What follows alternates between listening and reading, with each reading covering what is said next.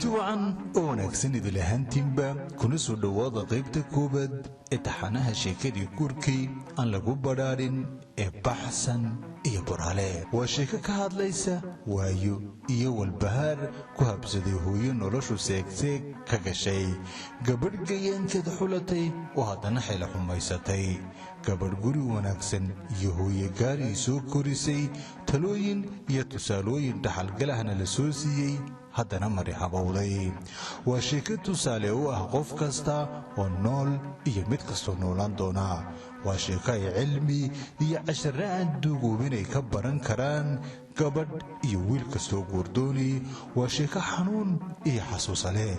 waxaad si joogta ugala socon kartaa markaad soo booqato janalkaanu ku leenahay youtube ee dhalaan koriye. aan ku bilaabo ee waxa ahayd xilli fiidcawla, haddana habeen sii noqonaysa, jaanta iyo buuqa dadka ayaa sii yaraanaysa, carruuraha ayaa intooda badan la seexiyey, halka dadka waayeelkaahina kuwa sii jiifsanaya iyo kuwa jiifka isku diyaarinaya u badan yihiin.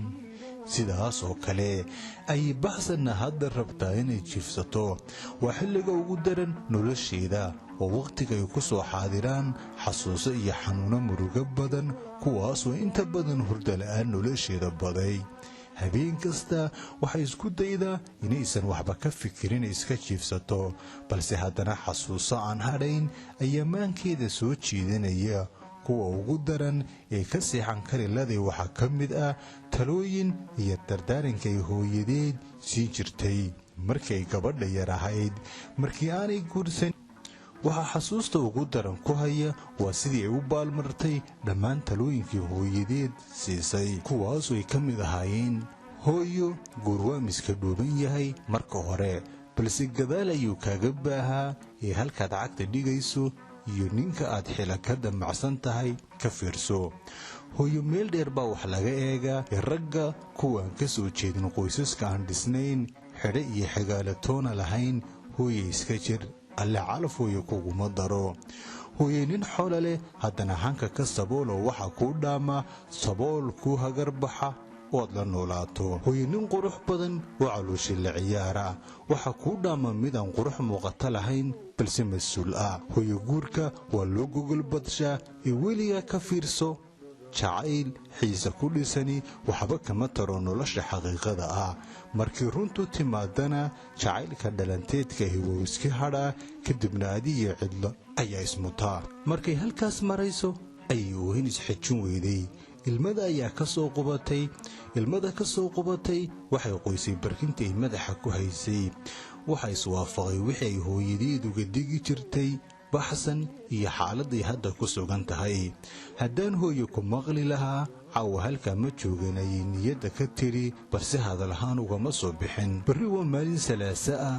carruurta kan ugu weyn ayay ballan dhakhtar la leeday baxsan. waxaa walbahaar weyn ku haya halkay ka keeni qarashka dhakhtarka haddii ay ku fillaan weydo xoogaaga yaray hadda haysaa. walaalkeed oo ah kan keliya ay hadda ku tiirsan tahay nolosheedu waxay kala xishoonaysaa inay wax u weydiiso wiilkeeda bukaanka ah. dhowr maalmood ka hor ayuu ka bixiyey qarash culays badan oo ku baxay qalliinay gashay. waxay og tahay sidoo kale walaalkeed inuu beeliyey 3 qoys oo kale, wax burana uusan gacanta ku haynin. qurbaha ayuu tahriib ku galay dhowr sano, balse sharci iyo shaqo buurantoona ma hayo. sidaasoo ay tahay waa isha dhaqaaliga keliya ay nolosha baxsan ku tiirsan tahay. si kasta way xaaladdu ugu adag tahay, waa meesha keligii ku eersato. walaalsi waa wehel iyo gaashaan intay doontaba taagtiisu ha ahaatee. nin aan xidhe iyo xigaal toona lahayn ha guursanayaa ka mid ahaa dardaarankii hooyadeed siisay. hadda ayay taas dareemaysaa. carruurteeda ayay laaday meel ay ula ciirsato. marka iyada laga reebana ma jirto cid kale oo ay kaalmo iyo taageera ka heshaa. buraale isaga haba soo hadal qaadin. waxaa araggiisa ugu dambaysay markii ay lahayd uurka ilmaheeda 2 jirka ah. ma dhiman manase noolaa. haddase isaga wax badanba kama fikirto oo wakhti hore ayay niyadda ka tirtirtay. waxaase jira xasuuso aysan tirtiri karin oo waa ubadka alla ka dhex beeray. qof kastase maalin ayuunbaa la qaataa oo qofna xumaanta kuma dhasho. bilowgii hore buraale waxau ahaa nin haldoor ah.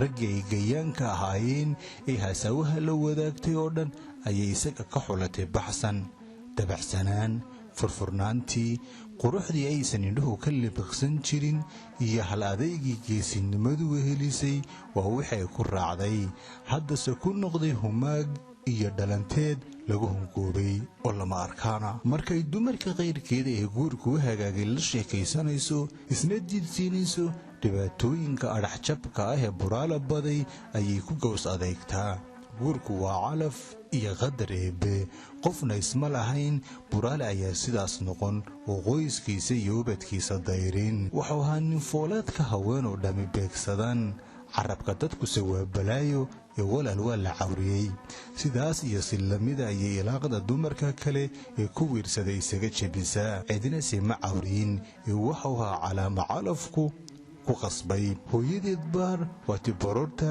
iyo wahinta qabsatay maalintay baxsan ku wargelisay inay buraale guursan doonto habeen iyo maalin ayay kala talinaysay oo uga digaysay guurka buraale hooye ninkaa isaga hadh hooye guurka waa la hidarraaca ee halkaa isaga leexo wiilka aabbihii waa ciro baaqatay iyo oday lagu khasaaray hooyadii xadiya qof fiican ayay ahayd ee waa titii alla u timi ehel iyo maciin toona male aad kula eersato ubadka uu kaa dhalo isna waa sagsaag aan weligii war fiican laga sheegin ee hooye iska daa wiilka ayay kula talisay iyadoo madaxa iyo dhabanka haysata wakhti weliba waayihiisa leh ee baxsan waagaasi kale ayay wax u arkaysay waxna ugu muuqdeen jacaylin dhabeela ayaa ceriya dhulba ka qariyey waxa adduunka oo dhan yaalna waxa kala weynaa aragga buraale waa tii sida jeesjeeska le hooyadeed ugu jawaabtay hooye qof weliba nasiibkiisa ayuu leeyahay buraale haddii aabba xumi dhalay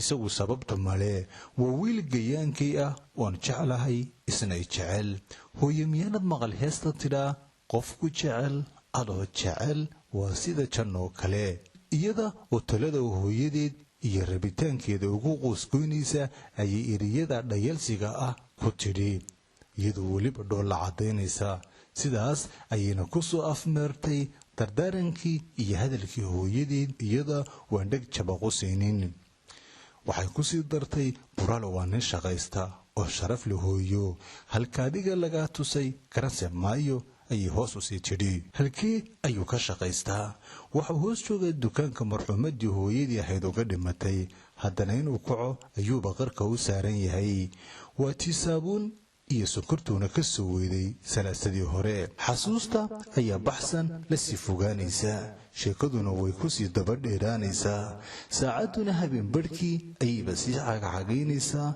hadalba hadal ayuu soo xasuusinayaa balse waxaasoo dhammi waxba kama beddelayaan xaaladda cakiran ay hadda ku sugan tahay iyada oo daalan madax xanuunna u dheeryahay xaaladda ay ku jirtaana ula muuqato midaysan maare iyo maamul toona u haynin ayay haddana niyadda isugu dhistay barriba waa ayaan kale oo nasiibkaygan u noolahay waxaana si halhaleela dhagaheeda ugu soo dhacaya eriye ka mid ah hesii raadiyaha ka dhegaysanaysay ilaahay joogay baa jira habeenkaasna intaas ayay ku jiifsatay baxsan waxse berri waagu ugu bariyo aynu sugno intaas maantana haynoo joogo taxanaha sheekada guurkii aan lagu badhaadhin ee baxsan iyo buraale dhex maray toddobaadka dambe ayaad qaybta xiga maqli doontaa haddii allaha awoodale ka raali noqdo tan iyo sheekada tan xigtana waxaan idinkaga tegayaa nabadgelyo wakhtigu ha idin wacnaado